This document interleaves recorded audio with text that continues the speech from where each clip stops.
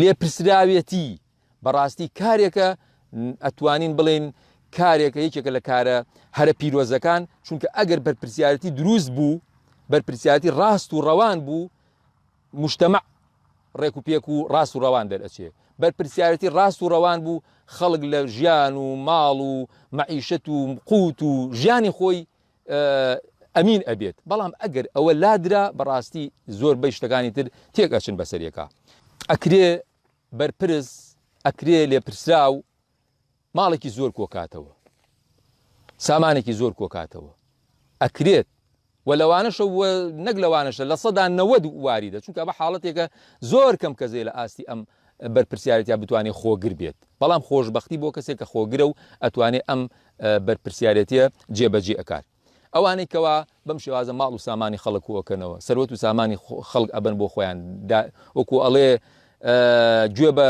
حەق و مافی خەڵک نادەن ئەیکەن بە ئاتون و بەزی و لە ژیانی خۆیاندا بەکاری ئێنن پێغەم خوای پەروەردگار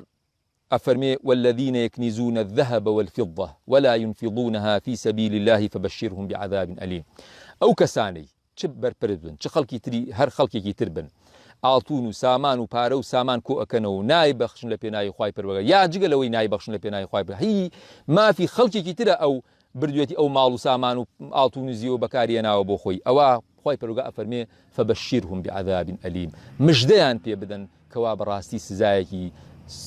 سووتێنەر بۆیان هەیە و سزایەکی سەخت بۆیان هەیە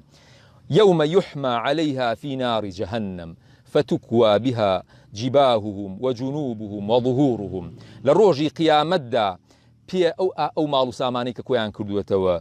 چیان پێکرێ وەکو چۆن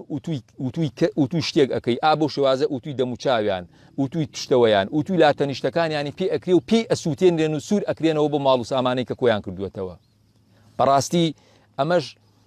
مژدەیەکی ناخۆشە بۆ کەسێک کە ماڵ و سامانی خەڵکێکی زۆری بەو شێوازە لە بەندەسابی و بەکاری هێنابی و لە خوای پەروەردگار نەترسابێ اینجا پیان ئەوترێت هذا ما كنستم لأنفسكم فذوقوا العذاب فذوقوا ما كنتم تكنزون ئابەو شێوازە ئەوە دەفەرموو بیچەژن ئەوەی کە کۆتان کردبوویەوە لە ماڵ و سامانی خەڵک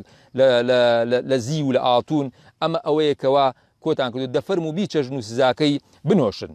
بۆیە بەڕێزان و خۆشەویستان بەرپرسیارەتی بەڕاستی کارێکە زۆر کەم کەسێ پێی هەڵبگیرێت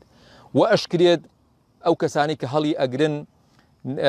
ناتوان حەقی خۆی پێ بدەن تووشی ئەم سزا گەورانە ئەبن کە خوای پەروەردگار هەڕەشەی لێ کردوون و ئەشکرێ لە ژیانی دنیادا بەهۆی هەر پلانێک و زیرەکیەک و عاقلیەکەوە لە دەست دادگا و حاکم ڕزگاریان ببێت ئەکرێت حاکم دادگەر دادوەرەکان بەکاربێن بەو شێوازە ماڵ و سامانەکە لە دەستی خۆیان نابێ و کەسیش لۆمەیان نەکەوە بە ئاسانیش بیخۆن بەڵام ئایا لە بەرامبەری دادگای خوای پەروەردگارە ئەم حاڵەتە هەروە بە ئاسانی ئەڕوات هەروە بەسەریاتی ئەپەڕێت لە ڕۆژێکدا میثقالە ذەڕەیەک لە لای خوای پەروەردگار ون نابێت ئەکرێت لە دادگای مرۆڤەکاندا ڕزگاریان بێت و بیشی بنەوە بەڵام لە ڕۆژی قیامەتدا بەڕاستی ئەبێ بە نەدامەت و ئەبێ بە